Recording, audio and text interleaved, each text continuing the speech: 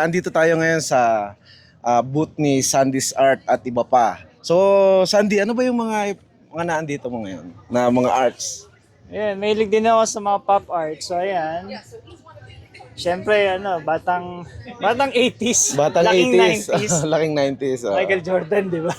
So ayan, mga Mga Chicago Bulls. yes, tsaka mga sneaker arts. So, by the way, bago mo ipakita yung ibang mong arts, pwede ka bang magpakilala sa ano Oh, natin? yun. Ako nga pala si Sandy Lubugin, tubong ako, Laguna, Laguna. sa Pilipinas. Mhm. Sa Tagalog talaga.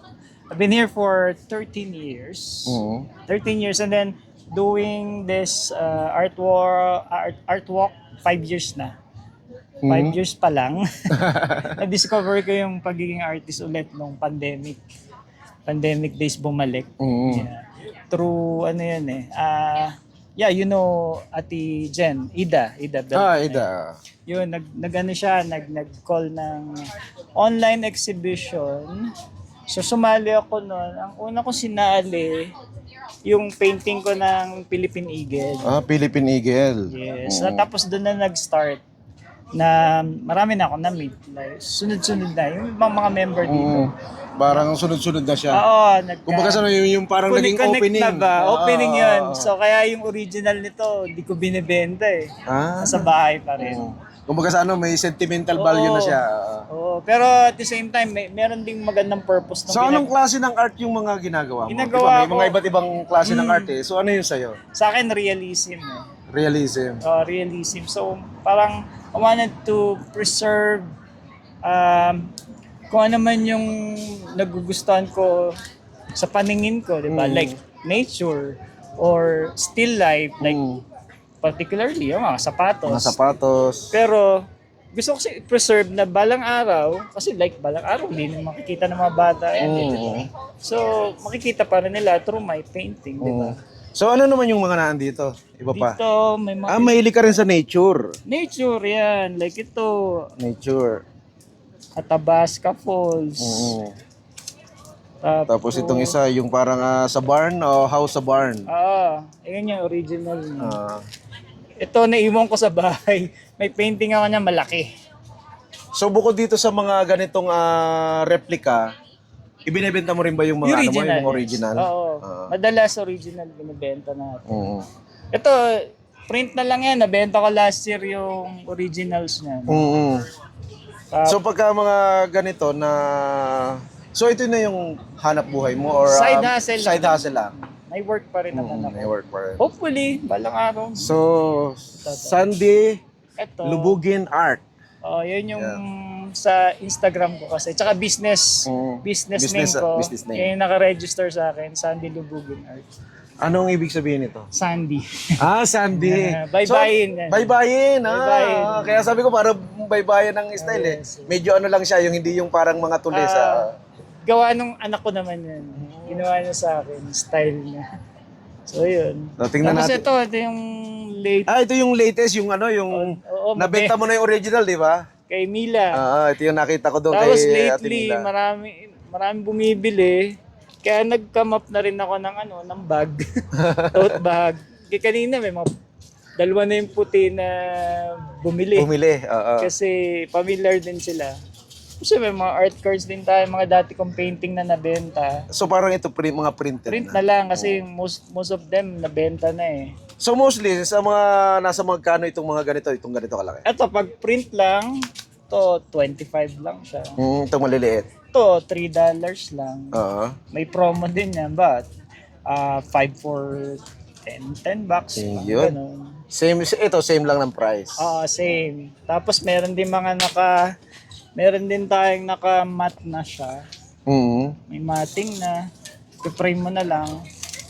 Alin ba yung mga tinitingnan kapag ano? Ito yung parang, ito yung nakita ko na painting mo na kapag Yeah. parang akala mo talaga nasa nasa Aurora, nanonood ka ng Aurora.